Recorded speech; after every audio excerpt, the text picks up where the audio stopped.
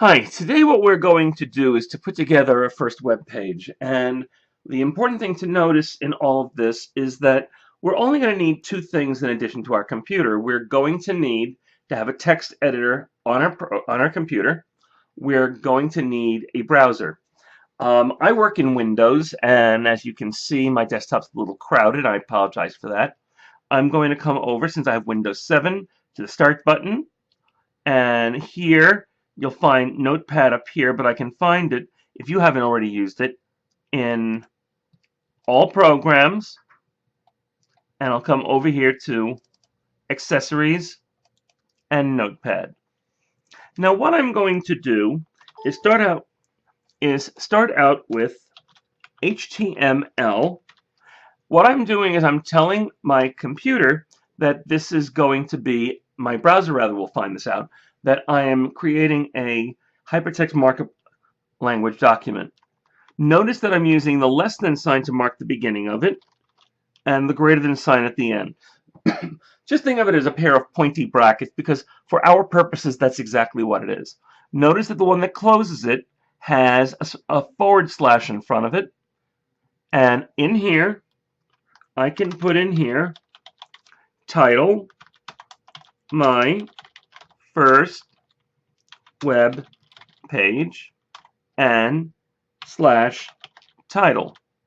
Now, for those of you wondering, the lowercase w in web, it's not an accident. I put it in there so that I can show you what's going to happen when we make a change. File, save as, and I'm going to store it here. Now, the important thing is the save as type is all files. It being all files means that when I type in my first.html, and you can see I've been through this rodeo before, it's going to be viewed as an HTML document. That's important. Save type is all files, not text. I'm going to open Google Chrome. Google Chrome is going to be a little harder than in Firefox or Internet Explorer. I've opened Firefox here, and if I come over here, File, Open File. In my case, it takes me directly to my HTML directory. You can put it in whatever directory you want to save work like this in. And I'm going to come down here to where it says My First, and I'm going to click on it. And you'll notice that other than the title up here, there's nothing on the page because I haven't given it anything yet. If you're doing this in Chrome, it looks a little different. I'm going to hold down the Control key and the letter O, and that'll give it to me. Now, as an alternative, let's take a look over here. We don't have anything quite that easy over here for opening it. So back to Control O, and my first, and again you'll see the exact same thing as before. Now I'm going to go and close, well actually not yet, but in a moment I'm going to close Firefox and do the rest of this in Chrome. Now I know I came over here, and it's safe to say that we noticed that I have a lowercase w when I mean a capital W.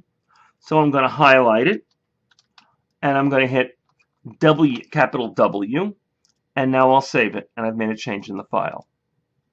Now, what I'm going to do at this point is reload, and you can see the change here. And if I go to Firefox, I can hit the reload button here, and again, you'll see the same thing. Almost everything else that I'm talking about here will be more or less the same when I'm working in Chrome, so I'm just going to stick to Chrome through the remainder of this. Now, I want to start typing in some other things, and in addition to the title, I'm also going to have a body. Now, the tags should go in lowercase for reasons I'm not going to get into today, and I'm going to put body below it, and in here, I'm going to put in a heading. Now I could go for the largest heading, which is H1. Um, for the moment, since we haven't started with cascading style sheets, and we're not going to do that in the summer session, and you're welcome, we're going to differentiate the size by this being a second level heading. And here I'm going to put my name. So it's important that you remember that you're not Dr. R.M. Siegfried and give me your actual name. Now again, you'll see, as with title and with HTML, I have a slash here. The H is telling me that it is the second largest size, and that it's a heading, and the 2 that's second level heading. I'm going to save once again. I'm going to come up here to the browser, and I'm going to click the reload button. And now you'll see that I'm beginning to get something here. Now, I'm going to come over here, and to show you the difference between different heading sizes, H3, my first web page, H3, sorry, and we'll save it again, and I'll come back over here and reload again, and there you can see it. And you can see H2 gives me this size, H3 gives me that. I'm going to make that a little larger because I think that's more important. And I'm going to come back over here, highlight that, and replace that with a 1 and save again. You'll notice there's a lot of back and forth here. That's perfectly fine. And now I'll come up here and reload, and you'll see my first web page became a lot larger than it was before. Now I'm going to come in over here, and I'm going to want to start a paragraph. This is going to mark the beginning of my paragraph, and I'm going to write, I like the web because. Now, you don't necessarily need to have a closing tag for paragraph, although it is generally a good idea. So I'm going to put one in here, and below it, I'm going to start an unordered list. And that's going to be UL, not UL, hit the wrong key, and below it, /UL. Now, what this tells me is that I'm going to have what in effect is going to be a bulleted list. Unordered meaning that they're not going to be numbered A, B, C, D, 1, 2, 3, 4, anything like that. Just bullets of different styles. There are ways to change it, but we're not going to deal with that this semester. So, what comes next? I'm going to open up in here a list item. That's LI. It's cool.